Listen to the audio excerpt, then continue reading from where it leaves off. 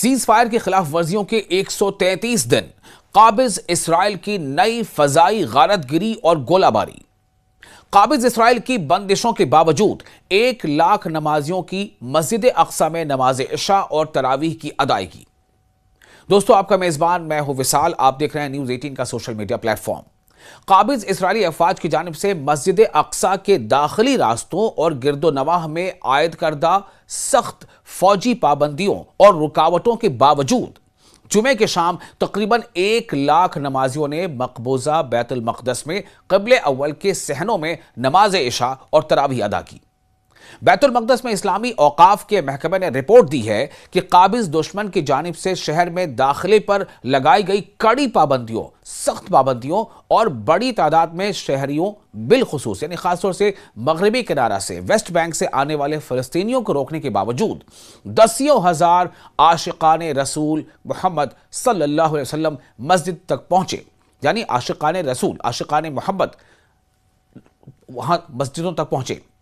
نبی کے امتی مسجدوں تک پہنچے اور نماز ادا کرنے میں کامیاب رہے۔ رپورٹ کے مطابق قابض اسرائیل کی فوجیوں نے دوپہر کے وقت سے ہی ہزاروں نمازیوں کو مسجد اقصی پہنچنے سے روک دیا تھا، جبکہ بیت المقدس کے شمال میں واقع قلندیہ چیک پوسٹ اور بیت المقدس و بیت لحم کے درمیان حائل چیک پوسٹ سے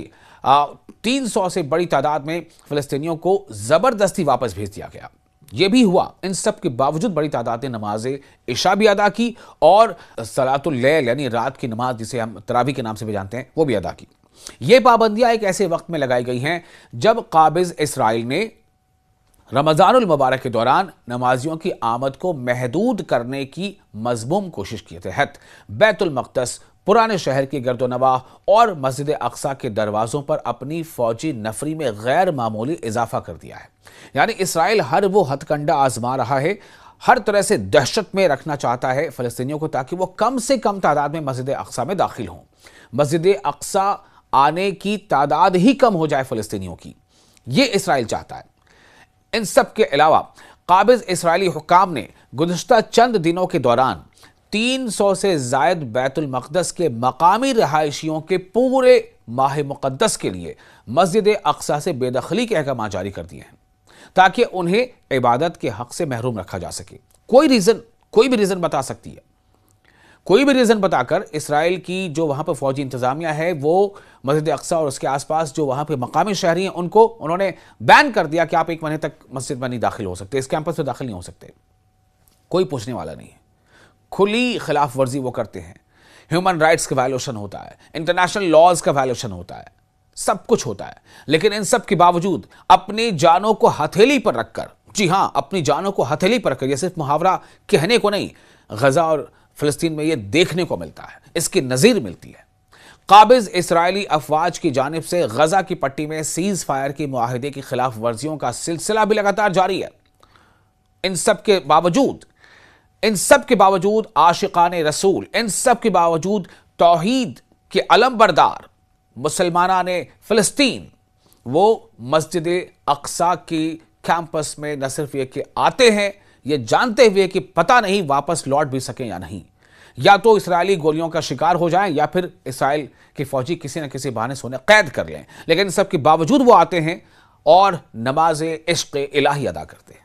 اب آپ کو یہ بتا رہے ہیں کہ سیز فائر تو چل رہا ہے، لیکن اس کا حال کیا ہے؟ سیز فائر کے معاہدے کی خلاف ورزیوں کا سلسلہ مسلسل 133ویں دن بھی جاری رہا۔ قابض دشمن کی جانب سے گولہ باری، فائرنگ اور فائر کنٹرول کے دائرے کار کو وسعت دینے جیسے اقدامات ایک ایسے منظم میدانی عمل کا حصہ ہیں جو سال 2025 کے اکتوبر مہینے کی 10 تاریخ سے نافذ العمل معاہدے کی بنیادوں کو کھوکھلا کر رہے ہیں۔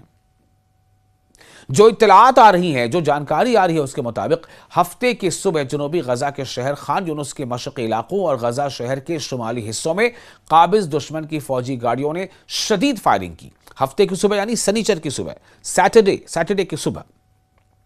اسرائیل کی فوجیوں کی طرف سے فائرنگ کی گئی ہے، جبکہ توپ خانے سے شہر کے شمال مشرقی محلے، شمال مشرقی کا مطلب ہو گیا نارتھ ایسٹرن محلہ الفتاح پر گولہ باری کی گئی۔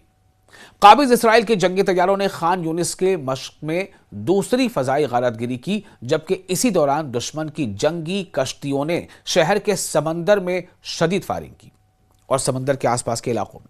इससे कबल जुमे की शाम काबिज फौज ने गजा शहर के मशरक़ी हिस्से में मकानात को बारूद से उड़ाने की कार्रवाई भी अंजाम दी थी। दोस्तों, आपको ये वीडियो कैसा लगा? देखिए, फ़लस्तीन में और गजा में वो जो मुसल्लियान हैं, जो तौहीद के अलमबरदार हैं, उन्हें ये पता है